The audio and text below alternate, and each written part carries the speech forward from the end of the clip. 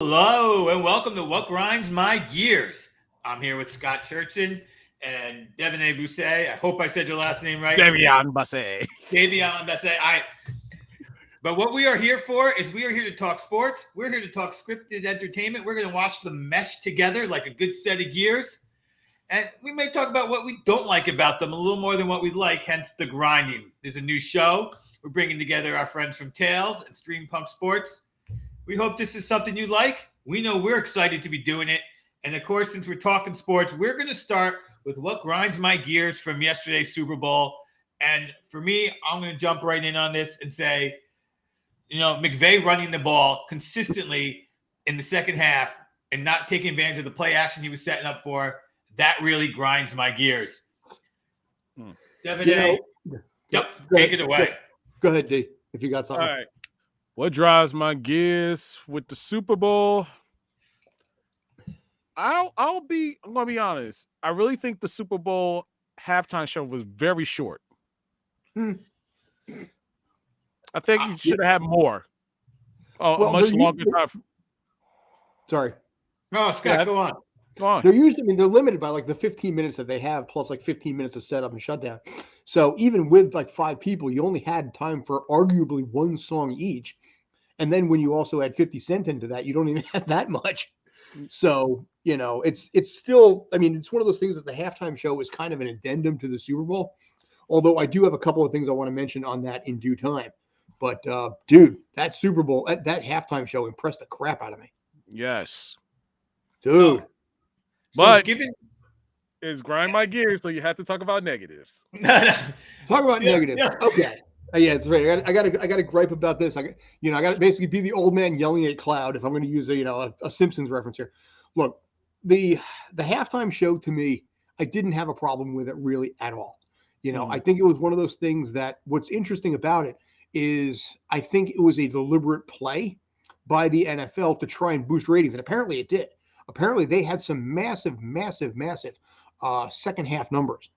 But because of the fact that the Super Bowl is in basically panic mode the last 10 years, they're like, okay, who can we get right now that can kind of connect with the younger generation by also at the same time giving them something that's like, the older ones will be able to get it, the Gen X on down, but something that can really, really hit that 18 to 25 market.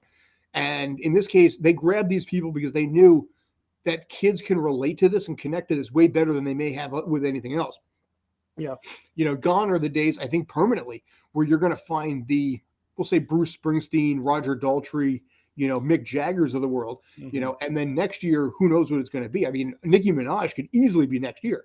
Now, if she does fucking WAP, man, I'm going to be pissed. I'm going to counter here with, from a technical standpoint, I thought it was amazing. Now, my kid, for those who don't know, he's in school to be he's a theater major. He builds sets, and I hope he took the time out of his sports hate in life to see that set that they got up and out and mind blowing. I did think that Dre was going to do what Dre did. I don't know if you remember, Scott. You were talking about the prop bets on who was going to be first. I said Dre's going to go up there. He's going to be running the board. He's going to start the show. He's going to be there the whole time running the board. So good call, me. But I just felt that it was too many guys and gals and not enough. I wanted more from each one of them, and they couldn't do more from each one of them. So when people are saying this is the best show ever, no, I'm still on Prince. Playing Purple Rain at the Super Bowl in the rain. Check me. You get lucky sometimes. But that's where I'm going as the greatest. But it was good. So I don't know if we have to complain about everything. I'm going to complain about those people who think it was the best halftime show ever. I think they forgot some of the shows that we've seen before. Okay, can we say it's the second best halftime show ever? It was good. It was great. It was definitely in the top 5. Okay. I'll definitely give you the halftime show top 5. Me personally, and this is just me, I have never been a fan of Prince. I understand that a lot of people like Prince, have always been have always really just connected with him. I have not. I find his music a little too slow. It's something that lacks punch and energy. My personal choice is like European punch, power metal.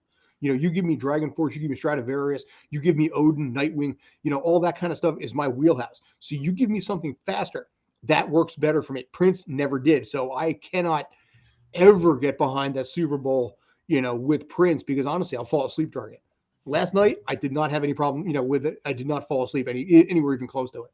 So, Scott, I know you, and I know that you have taken the time to go through many of band's entire collection. I encourage you to do that with Prince. And get the stuff that's not on the radio and hear what that man does on the guitar, and you'll be like, wait, this man influenced all that music that I love. He is. Here's the thing. I've been working. This is going to basically make me sound old here, but I decided to go through everything Huey Lewis ever did, and I've got like 4 songs left of the entire collection. And I was thinking today, while I'm heading up the FDR, that I was probably going to switch over to Springsteen, because a lot of stuff in there for decades of stuff he had. So now I'm thinking Springsteen. You're telling me Prince.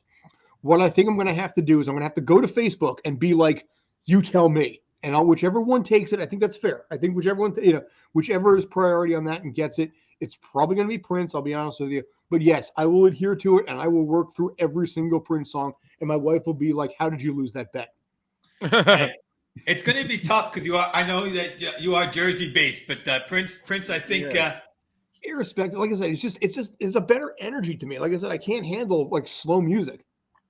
Okay. All right. Obviously, have different opinions. Dude, if I'm sitting there on the FDR in 35 minutes of delays, taking 2.5 hours to go 21 miles, I don't really want like boring or slow end stuff for myself. I got to have faster pace, faster clip stuff to help subdue the rage a little bit. So. Okay. So. All right. I get you. Speaking of some slower paced stuff, or maybe that's not even the right word, subduing the rage, though. The commercials in the Super Bowl got me in a rage because they were just like, we don't care about being creative. We're just going to throw up every star we can and do it. 2 of those stars made sense. I thought the mayor of Flavortown, that made sense. That was a cool twist. And we're not talking an A-lister there. We're talking somebody everybody knows, but not the Joneses for the Toyota commercial, which like, why do I care about those? I like that one though. That would have been one of my favorites. It was like, what was the point? I know, but there at least was a tie-in to basically why they're all the Joneses. You are right there. At least they did make something of it. No, you're keeping up with the Joneses. Like at least it wasn't like some generic. It wasn't like some generic commercial where they're just like insert celeb here. Who can we get? We'll throw Kevin Hart into this. We'll throw Jason Bateman into this.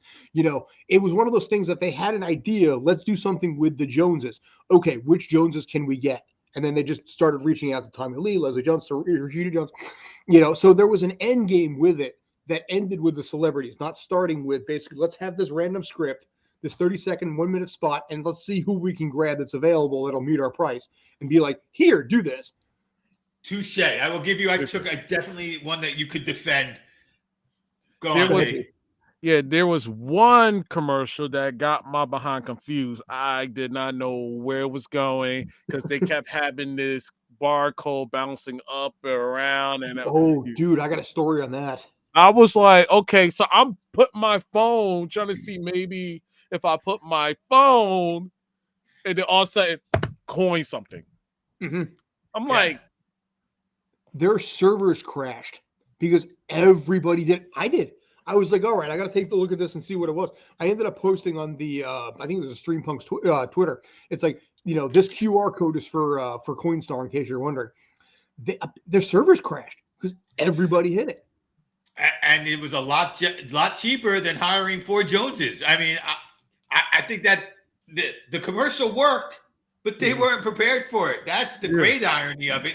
The number... Hey, everybody love the commercial. To see what this is. To go into our website. Oops.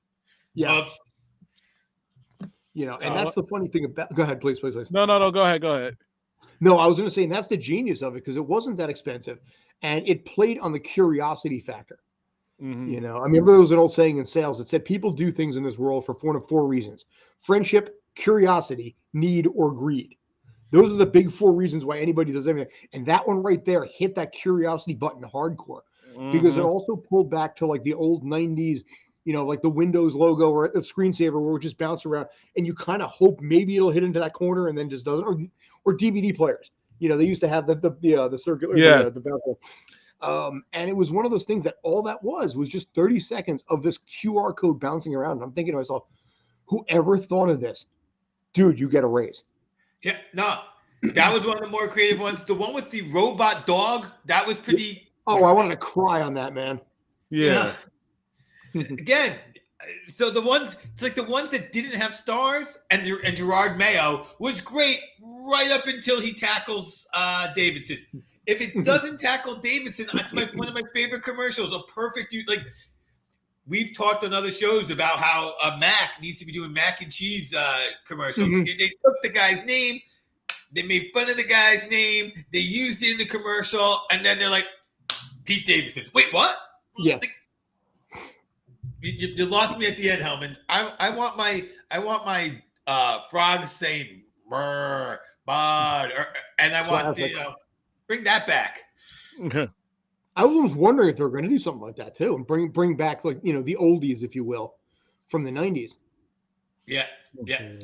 Another commercial that kind of shocked me was the one where the animals with the tree watcher or the animal watcher was looking on the tree and they eat Doritos, hot flaming Cheetos, and Doritos fall, and the animals start eating it. And it's like, yeah. I thought the NFL's commercial for itself was good with the animated tag. That, I mean, they have the rights to use those players, so go ahead and use them. I mean, I think that was well done and well played. Yeah. Because go ahead. Sorry. No, please. Regards to like that was all like puppeteer and CGI. I heard. Okay, yeah, good. And it played on. They did that commercial. They did the same sort of thing last year, year before, with live action with the football. So it brought back that memory for those of us who remembered that. Yeah. One thing I wanted to get to, which I didn't even put on a list, and because I just remembered it now. If The Rock is starting up the XFL and introducing the NFL, he's obviously trying to tie them together. Am I wrong here? That's the end game. Yes, it's supposed to be like a training ground, like the USFL, but it's a matter of how much pub he can get, because now suddenly those two are rivals. To go into the short version of the XFL is supposedly trying to connect with the CFL and be basically a training ground, just like it was 2 years ago, for the NFL. For those of us who are loyal New Jersey Generals fans from back in the 80s, I think the USFL is going to get completely swallowed up by The Rock in this case. But in his case, yeah, that's what he's building towards for 2023. Okay. Well, one of the other things, The Rock is one of the biggest movie stars, and there were a couple of movie commercials as well as some TV commercials during the show as well. What caught your interest? What are you looking forward to seeing, watching? What streaming grabbed you? Scott, you're ready to roll with it. So go ahead. I got my own, definitely, but I want to see if you have the same one. The movie I want to see the most, Doctor Strange and the Multiverse of Madness. Oh yeah. Now, is there a reason specifically? Because I have one of my own. For what my reason is, because I'm so curious of where they're going with this. Who's going to be the villain? I already heard about the rumors and the whole setup with certain cameos, appearances. Cameos meaning multiple actors playing certain characters. But if it's done like they did with the Spider-Man No Way Home, it's going to be awesome. Now, here's the interesting thing about this. I mentioned this on Tales, I think, but Multiverse of Madness went into panic mode. And this is something that a lot of people I don't think really knew about. After the success of Spider-Man No Way Home, Multiverse of Madness went into a 6-day-a-week reshoot, which meant they were spending millions upon millions upon millions of dollars every single week to reshoot the ending.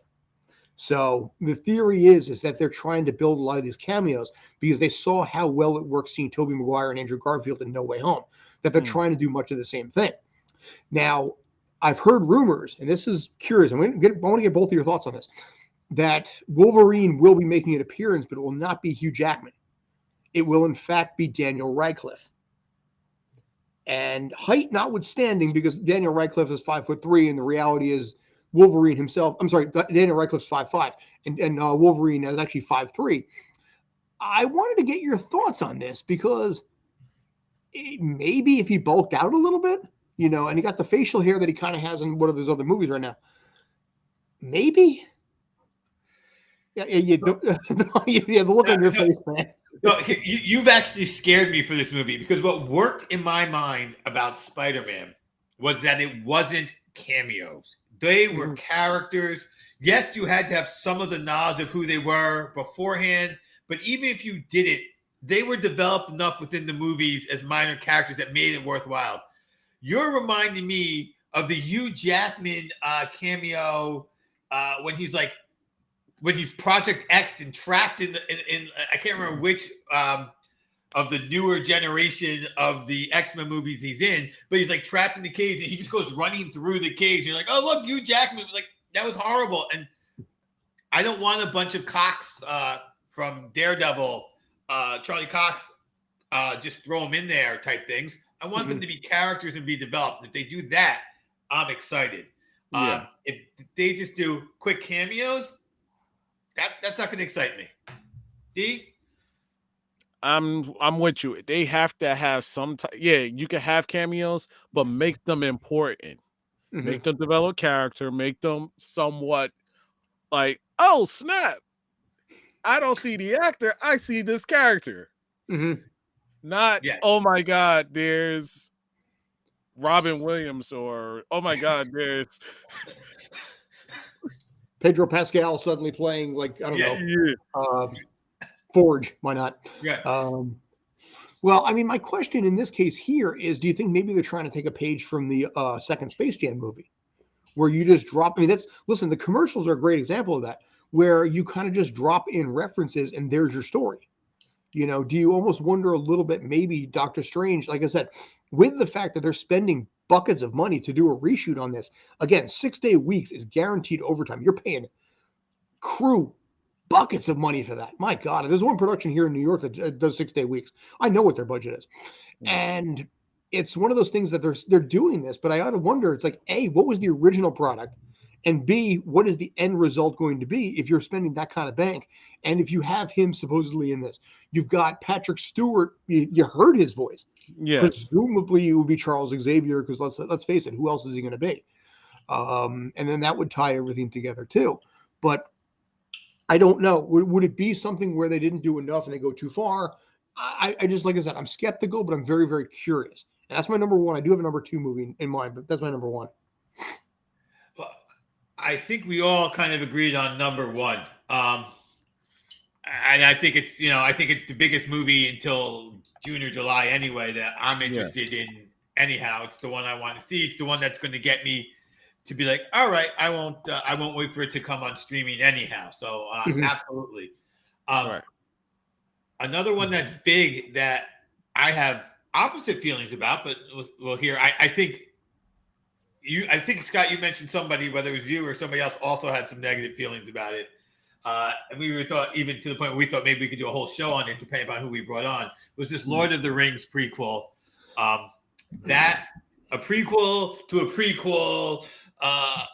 It's not exciting me, but maybe after it's live, I'll start watching it and enjoy it. Any thoughts there, guys? D, you want to start this or you want me to? Go ahead. All right. Here's what I'm going to say. Basically, the good, the bad, and the ugly in my mind. The good, the set designs are beautiful. I mean, they really, really capture the energy and the vibrancy of it. My concern, and this is the main concern for any loyal Tolkien fans out there, is the fact that they're deviating too far from what J.R.R. Tolkien impressively wrote in detail about everything. I mean, especially if you ever read The Two Towers, my God. So it's something where there's a lot of complaints right now about too much being added into it. There was obviously the whole thing about basically, black hairless dwarves. Basically dwarf women have been confused for dwarf men because they have beards. That was a literal joke in the Two Towers movie. So there's some concerns in this regard. They're adding characters, they're changing things around. Supposedly they waited until the death of Tolkien's oldest son before they were able to pounce on this. The foremost Tolkien scholar, I forget his name, eventually ended up, he was initially involved as a hardcore consultant and executive producer. And then he's like, I'm out, because apparently what they were trying to do is, while they were not doing Game of Thrones from Lord of the Rings, Jeff Bezos, as he quoted, wanted his own Game of Thrones, and kind of here we are. I'm not as hardcore hating on it, I think, as many people are, but I understand that you're deviating too much from the original magical source material. And this is the problem that the Hobbit movie had too, where you added so much and changed so much that people are like, this is not the original movie. You know, I mean, the Hobbit trilogy is a grind to get through because so much was added, so much was changed, so many characters, that I think some people have a concern with this Lord of the Rings because of the fact that it is so much different from anything Tolkien had written previously. Yeah, so I will say this. What made Game of Thrones so good in the beginning was how close to the source material it was. And you can't never be exactly on the source material, but it was so close, and it really had a good sense of what to cut and what to keep. Now, for those people who really read the books, when it got to the point where the books were over, the show crashed. But there are people who really read the books, and there's actually a whole problem in the books where you have people traveling to her, and she's all the way over here, and can't get back to here. And just I'm not deep into it, but enough to know that where the show broke down and where he hasn't continued writing is all about timing. And I worry that when you don't have the solid author and you don't have that kind of book to follow up, you could fall down on such high fantasy type stuff. I just feel like Bezos is just trying to piggyback off the name to create his own thing. I'm sorry, go ahead. Yeah. I'm just gonna say this, guys. I'm not a Lord of the Rings fan. I'm not. That's fine. It was my first movie credit, believe it or not. But go ahead. Bang.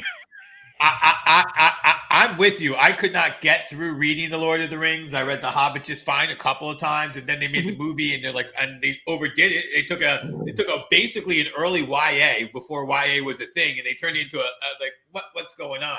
Dude. There's two other shows that caught mine. One's a limited series. I don't think it's a full movie. I think it's a series, and the other one is going to be an ongoing series. So I'm going to throw them both out there. I have opinions on one, not so much on the other, but they were Joe versus Carol and Bel Air. So Joe versus Carol, I don't get it. I saw the documentary. I don't need the fake story. Like, the documentary was cool. I enjoyed it. I'll admit it. Tiger King, beginning of the pandemic, sucked me in. I watched it, loved it.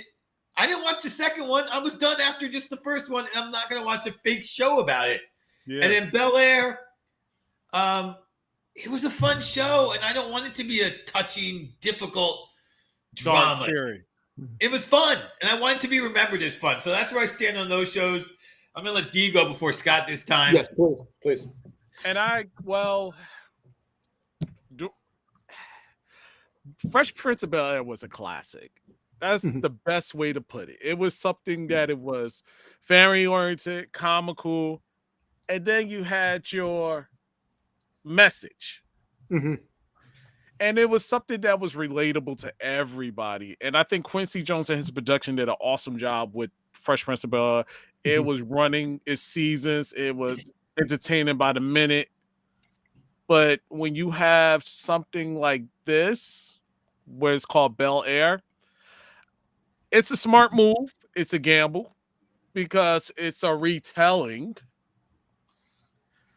I'm not knocking it because I probably am going to watch it. I'm going to be honest. But the issue is it's not going to have, I feel as though it's not going to have that original cast feel. It's just going to have that more serious undertone to the point where, an inner city kid goes to Bel Air with his family. Yes. And then he has this gang member that's hunting him down, trying to find him because he got some beef holding. What does this Bel Air boy do? Should he try to mingle with the crew, or should he just go ahead and accept his moment of warriorcy? You be the judge in the next episode of Bel Air. Next time on Bel Air Z. That's what I was thinking. I don't know how they say. You just turned it into Power. Is what you just did. You're like, all right, we're going to redo Power, but it's a French Prince. Dude, there's already 4 powers anyway. Oh God. Oh God. Dude. Oh God. I know. Yeah. Yeah. So 50 Cent has made a lot of money on stars basically that way. Here's my thing. I watched that trailer for Bel Air a couple of weeks ago. I guess when it first came out. What's up? You all right? No, go ahead. Go ahead. You got No, something? my Yeah, head shaking because when you said 50 Cent and made all that money for Power for I all know, those yeah. series, I was like, maybe that's why he's fat. Dude, you know what? Hey, he's 50. He's not just 50 Cent. Nah, He's 50 years old, man. It happens. It happens. No, 50 you pounds. missed the gym twice. 50 pounds heavier? Dude, you know what? Like I said, he's exec producer on four of those series. 3 of them basically filmed in New York or filmed in New York. I don't know where 4th went, but yeah, it's a little tough. But hey, he was upside down for a while too. That's got to be tough anyway. God knows how long he was. That blood was rushing to his head there. But the one thing I'll say is that when I watched Bel Air, I guess a week and a half ago, I went into it fully expecting that I was going to hate the shit out of it, and I was like, this isn't bad. I don't personally. Here's the thing. I can't watch dark, dramatic, brooding things. I'm not capable of that. I am so, when they say that TV and movies and video games do not impress on you, bullshit. They 100% do for me. So I have to be so careful about what goes into my tiny little brain here. Bel Air is not the kind of thing that I can watch because I know how it's going to affect me personally. But from what I watched, I'm like, this shit is pretty freaking good. I mean, it's got something where it's like Will Smith. It almost felt to me like Will Smith wanted to do this for a while and just timing wasn't right. So he's fleshing it out in his mind for a while and finally got the chance to do it. And I know he's still very, very heavily involved, but it's something where it is a retelling. I think you explained it that way, but it's one of those things that I think he just really, really wanted to do this for probably like 5, 10, maybe even, 15 years. And finally timing was right and everything like that. And I got to say, I was pretty darn impressed with how it looked. Again, I'll catch synopses. I think I'll probably go through that way, maybe clips on YouTube kind of thing. But I was impressed by the production quality on that. Now, Joe and Carol, I never got into Tiger King. I never understood the appeal. Yes, I think Carol killed her husband, but has made a great career out of it because for God's sake, she was on Dancing with the Stars, I think like a year or two ago also, but it's that 15 minutes is taken away fast. And somehow this might be like Spice World was, where you're trying to like bleed every dime you can out of something that's basically it's already well past its prime. Okay. Very good. Yeah. So I think you're on to something there. Did any of the because they all the streaming services were there for us? Did any of the streaming services look like they were? If you didn't have that one, you go, I'm going to trade away this one and get that one. Or did any of the nothing from the streaming services got your attention? Dude, not so many as it is over here, I happen to agree. I have no notes next to any of the streaming services commercials. I will say this. The one I do see another note that I have here, and it's just the official remaking of Jordan Peele into the Master of Horror. Just continued. just incredible to me. Like I wasn't, but people forget that Tom Hanks was a master of comedy and then became like the greatest dramatic comedy is where you get timing and then you just change it to the things. Yeah. Sometimes I think as a director, you get the desire to maybe branch out and stop being known as a one-note actor, or in this case, producer director. Now I will say for the record that I absolutely love that title. Yes, that's why I was laughing because I'm like, just to see that title like just appear, like when in a trailer, one of the characters gets sucked into the sky, and it's like, nope. It was like perfect timing. Yeah. But I mean, yeah. Go ahead. Yeah, I think as soon as that happened in the trailer, my wife watching the movie went, nope. Yeah. But I mean, pretty much whatever he does, even in this case, going from Key and Peele, whatever he does is pretty much gold also. Maybe not Twilight Zone. That was kind of but aside from that, actually, he's had a really good career outside of Key and Peele. Right. Yeah, yes, and good for him, and good to him. So more power to him. Yes. And my question, real quick, was he the executive producer for Twilight Zone or just the host? He was definitely involved in it. Okay, Scott's gonna drill into that. He's got his IMDb up. So. Get an extra light on your face there, Scott. You're looking very handsome with that. Yes. So, narrated by, developed by. Okay, yeah. So he was pretty much showrunner. Him and one other guy. Okay. Simon Kinberg, whoever that is. But yeah. But I mean, you can't beat Rod Serling or even like the 1987 movie. Was that 1987? So, anyway, in that area with Shatner. Yes. And there was one action movie, Ambulance, was shown there. I think we really covered everything that interested me. Another Marvel movie. So yeah, they had Moon Knight, and they also there's another movie you haven't discussed yet. There is. Yep. Take the lead on it, because I either didn't write it down or didn't know. There was a flick. It's a 6th in the series. I'm making up this song on the fly. Don't cry. Jurassic Park again. Oh, Jurassic Park. Dalmatian. Yeah. Yeah. There you go. Wait. That. Okay. Just so you know, while that commercial was going on, I was having trouble with my headphones. Okay. And I thought it was a commercial. Like, what is this a commercial for? And then I went up and was talking to, and I missed the commercial during the broadcast. Okay. I didn't realize it was a movie. Yeah, no, it's okay. I gotta say, I mean, I'm interested in this movie, but not for the reasons that most people are.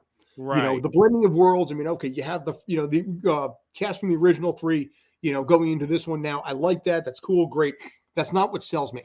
What sells me is the fact that for the first time since probably Lost World, you have I don't know where this is going to go. Because pretty much every single one of them has basically downgraded to, dinosaurs run free, eat people. The dinosaurs are on the planet, right. So now it's a kind of a question of, okay, how are they going to handle this? What do you do? Because they're all over the place. You can't like sequester them into one island anymore. I'm really, really curious, and it's not like you can reason with them and negotiate with them either. Right. So I'm a little curious to see what they're going to do here, because it's like I said, it's taking it in the 6th movie. It finally got a little fresh. Yeah, you say you can't reason with them, but hey, they could turn into Planet of the Apes, and all of a sudden you can reason with them. They could just be doing Planet of the Apes.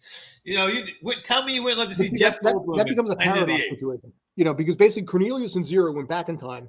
They had, we'll call him Caesar because that was eventually his name, and then Caesar led the apes and then created ape culture. Are you saying in this case the dinosaurs will some way actually create a time paradox and create their own evolutionary scale? So 6 million years from now, we're kept in zoos and they're walking around on 2 feet. I think so. But why 2 feet? Some will still be on 4. That's possible, yeah. Yeah. Wait. Hey, T-Rex, no human. We're not belong here. With my little arms. Tiny hands. Still tiny arms. Now your food. Devani, if basically you recognize the song Dinosaur Laser Fight, I'll be so happy. Wait. Okay, all right. Ninja Sex Party had a thing about Tyrannosaurus trying to give high fives, but I may know that. Yeah, from Ninja Sex Party's first album, it was called Dinosaur Laser Fight. Yeah, and he sucks the flow out of the show just like that. But Ninja Sex Party and the Dinosaur Laser Fight. I feel like my children are here now. No, yeah. Hey, listen. When we had Masako X on, your kids are like, "Oh my god, that's so cool!" You still weren't cool, but that was so.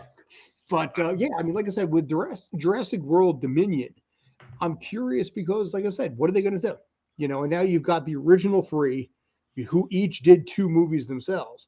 Mm-hmm. Teaming up with the rest of the group, which have already done 2 movies. So they've all, as it works out, all have had 3 movies.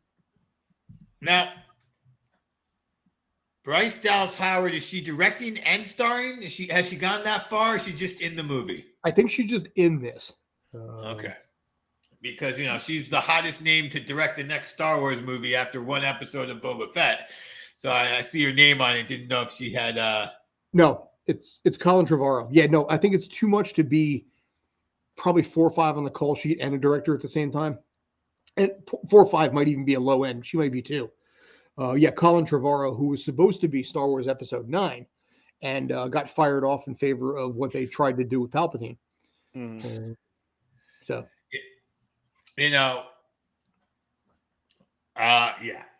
So, just so. Yeah. So, It don't matter how you feel about Last Jedi. They didn't try to save it. They just said, let's do something completely and just, They couldn't figure out what to do with that. Yeah. They did not know. So I've seen, tons of critics and discussing it where 7 was, we'll just redo the story. Then 8, let's completely deconstruct the story. And 9, now can you bring a symbiote together? Instead, they just went, fuck it. Well, the original story for episode 8 was going to center around Luke, his wife, and his 2 kids. Right. And the kids were going to assist Rey in taking on Ben and taking on Snoke. And ultimately, Luke was going to die, and that was how the whole thing was going to go out. But it was going to tie into his family and not have Luke be, surly and drinking like blue cow milk. And Rian Johnson didn't do his own thing. So, I still love Surly drinking his own cow milk, and I'll tell you why. That movie, to me, the story is when you are young and you are in your 20s and you say, that is my dream. My dream's to be a Jedi. You have an idea of what it's going to be, and you chase it down, and then you get there, and you sometimes realize, oh, this isn't what I thought it was going to be. And this is now what I have.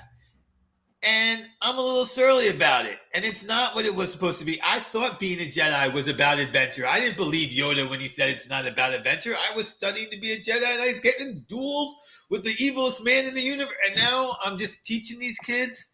This kind of sucks. I don't like this. This is not fun. And hence the Last Jedi. Like this hokey religion is hokey religion. My buddy Solo was right. And I'm grumpy about it. But see, here's the problem with it. Devon, do you want to go first before I get into my little Star Wars? Go ahead. Here's my thing. Your mentor, the person that your nephew was named after, literally brought down the fall of the Jedi because he trained Anakin incorrectly. And so did the Jedi themselves. They had a lot of mistakes. But he, even despite everything that happened and knowing what he inadvertently unleashed, still had a purpose. And that purpose was to watch out for Luke. Even though he brought down the entire Galactic Republic pretty much and basically unleashed the number one assassin, if you will, for the Empire, he still had a purpose. Luke was like, he's evil. I'm going to go hide away now. It was disingenuous to a character knowing that your mentor was so much stronger than you were, even though your mentor fucked up even worse than you did. I don't think so. I think you go, wow, he messed up. I can only continue. I think the point is, and I hate it because I have to reference a cut scene, which was the 3rd lesson he teaches Rey, is all about, we're not what you think we are. And I think he is like, being a Jedi is not a good thing. And we've seen it so many times and discussed in so many other franchise pieces where, are the Jedi really just good, or are they just less evil Sith, or are they even more evil? Like, it was going in that direction and really asking those kind of questions, and then we won't. And then it doesn't matter really how you feel about that movie, because going into 9, now you're in that direction, and you can do some really cool things from that. And instead, let's just go all the way back to, we'll just make everything Star Wars tie together, and she is special, and her not being special was a great thing, and then we'll get rid of that, and we kind of started a love story and forget that, and we'll make this new love story between a Sith and a Jedi, and the love redeems them, and like the love is, and just like, well, see, episode 7, it's like, Kylo, you're a monster. Episode 8, Kylo, you're a monster. Episode 9, we're gonna make out now. Yeah. Exactly.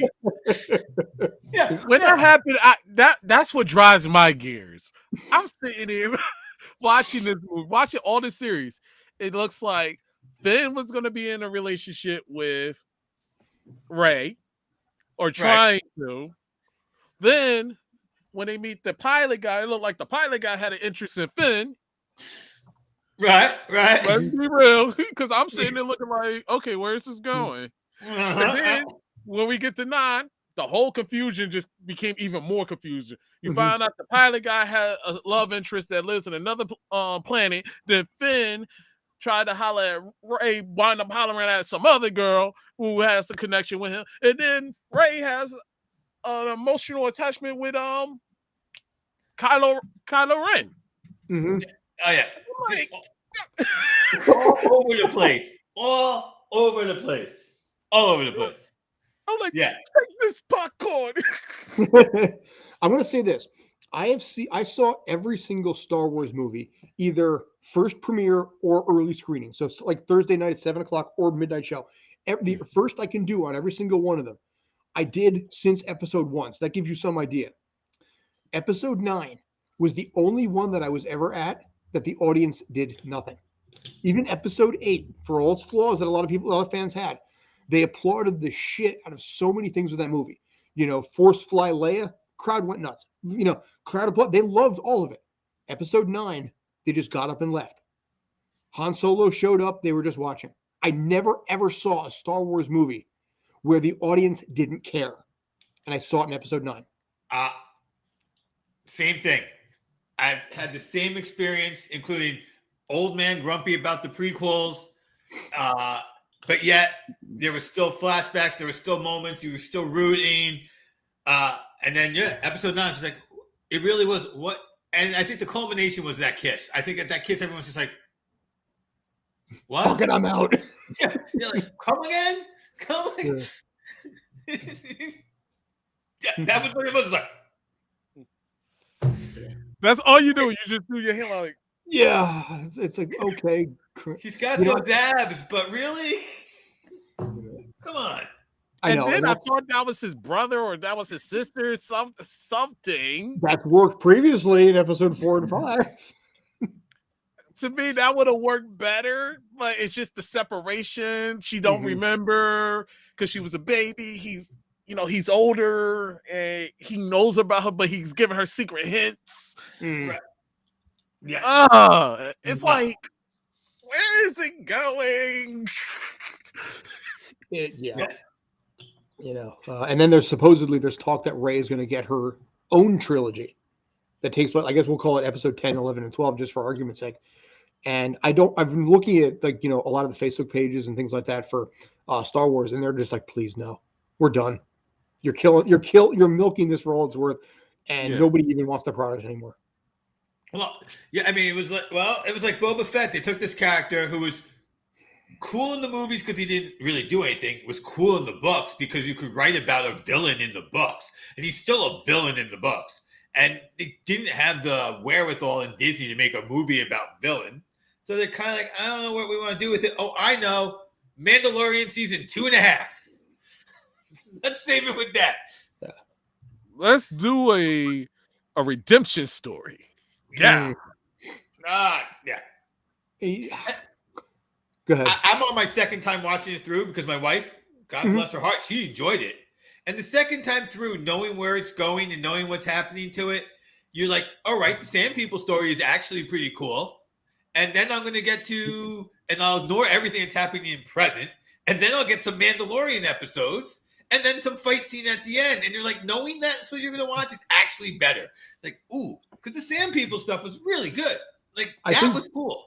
I think Devani knows this, but as far as the fight at the end between Boba Fett and Cad Bane, I have one thing, just one opinion that I have when it comes to that fight. Just one. Cad Bane beat Obi-Wan Kenobi in a lightsaber fight. Yeah. He battled Anakin and Ahsoka at the same time to a draw. He does not go out like a bitch like that. Now, there's some saying that basically he might still be alive. Okay, fine. But he has been alive too long and he is too smart to lose like a bitch. Yeah. And I had a hard time watching Cad Bane. We did the watch party for that, and the venting and the rage that I had. My wife heard it upstairs. And as soon as I went up, she's like, what the hell were you pissed about? And it's like, they killed Cad Bane. She's like, who? But I mean, yeah, Ryan and JT, they saw, my unbridled rage because of the fact I've been a fan of Cad Bane and how he's been written for 13 years now. Yeah. And to be like that stupid, it's like, no, that is improperly written. And that is the Disney fine. The only villain that Disney has saved is Loki. And maybe Scarlet Witch, but they're like, she's not really everything. They're just like, no, she's not really a villain, because if she's really a villain, we can't save her. So she did take hundreds of thousands of people hostage and put them through psychological torture, though. So, but then Monica Rambeau said it was okay. Like Monica Rambeau's like, here, we're gonna resent you. It's okay. You weren't that bad to them. No, you were horrible to them. Yeah, and then she's going to be showing up in Multiverse of Madness too. So. Yeah, we're going to see how that turns out. Yeah. I thought that she'll be the villain in that again too, but not really. An evil Doctor Strange, not really. It's going to be that's a Disney issue where they won't they won't do it. They won't pull the trigger. Yeah, they won't. They won't pull the trigger first. But they won't. Here's my other question, though. I guess for you guys, with so much MCU content coming out, Moon Knight, She-Hulk. What If season 2, et cetera, et cetera, et cetera. Do you think people are maybe getting a little burned out on MCU too?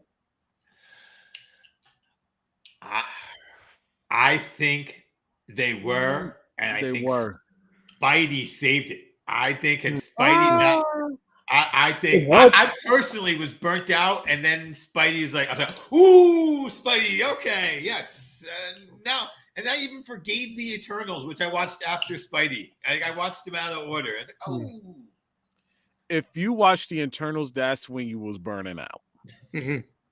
Yeah. When you watch Spider-Man after watching Eternals, it was like a revival or like a revival, pretty much. Yeah. Like you was like, okay, I'm back. I love the MCU now. It makes sense.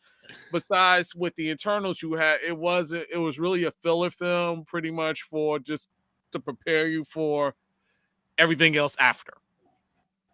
Yeah. And that's exactly it. I think they almost lost me between Black Widow. It was Shang-Chi. I was able to forgive him. It was good enough. I was able to forgive the rings as opposed to, I was like, oh, okay. And then but it was getting to be a drag. And then Spidey kind of like, oh, okay. All right. But Spidey was also Sony too. Don't forget that. Yeah. So it wasn't as much Disney. No, it was not. And that might be why, I think I think all of us are looking forward to Doctor Strange, and there's a lot of pressure on Doctor Strange. Because I think if it doesn't live up, if it's Thor Dark World-ish or whatever, whatever your bottom 4 or 5 are, you're going to be Dark like, World. oh. I still haven't seen that movie. Really? Out of all the Marvel films, that's one Marvel film I have not seen. And yet you've seen everything you need to do to stay on top of the MCU, and you're fine. It was, honestly, I didn't think it was that bad. I mean, listen, I like Chris Eccleston in pretty much anything he does. So I liked him in this. It was nice to see him in something post Ninth Doctor. Like I said, that meant something to me there. But yeah, I mean, it kind of fell apart, especially by comparison to the first and third Thor movies.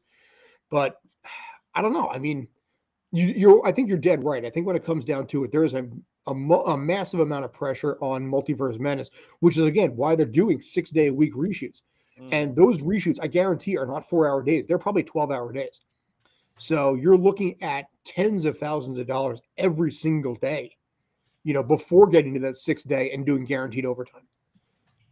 Oh God, I can't even fathom what that's going to do to the budget. I can only guess. And not only that, you could see it's like, what about the footage they used to, basically, it's going to be footages they're not going to use for the film. You already know that. So, And I think, go ahead. No, you're right. There's going to be footage. And the interesting thing will be some of that footage, if the movie is good, some of that footage will be useful for other things down the line. If the movie's not good, that footage is going to be like, it's going to be like I was just talking about with episode 8. Like, well, there was that one really good scene that had they included really would have affected the movie well, but some editor cut it out. But And I just hope we don't have bad mustaches with all the reshoots. Yeah. Oh, this is not DC. This is not this is not Henry Cavill. You are gonna shave. Although, what character during an additional scene in the MCU had a mustache that wasn't supposed to be in there? Go ahead, please. Call me. That would be Steve Rogers when he's eating shawarma. Yes. It was an additional scene that's why he's sitting there the entire time like this, because they just cover the stash. Like, you know, yeah. And it worked because it's like he's just sitting there because he looks very reflective on everything that just went down and how difficult everything was. So it looked like it worked there, you know. Yes. So credit to all of that. Yeah. Right. You know what? Speaking of Steve Rogers, one movie we didn't discuss, and I'm not even sure if there was a commercial for it during the game or prior, was the second Knives Out. I love the first one. Obviously, he will not be in it because he has been put in jail. But I'm not even sure what it's about. But I'm excited for that movie. I never saw the first one. You never saw the first one. You never saw the first one? Never saw. It's a real. It's a really interesting film. It's a really. Yeah, it's a quality murder mystery.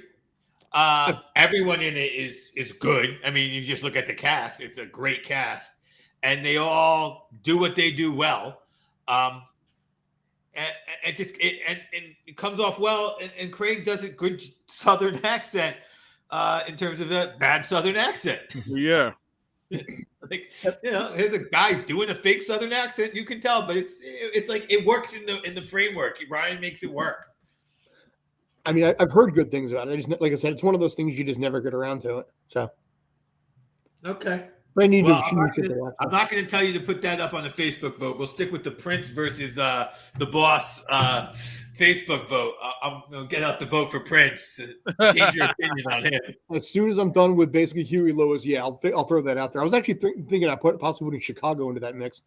I mean, Earth, Wind, and Fire. I've done Hootie and the Blowfish. I mean, there's a lot of them out there that I kind of want to. Earth, Wind, and Fire, dude.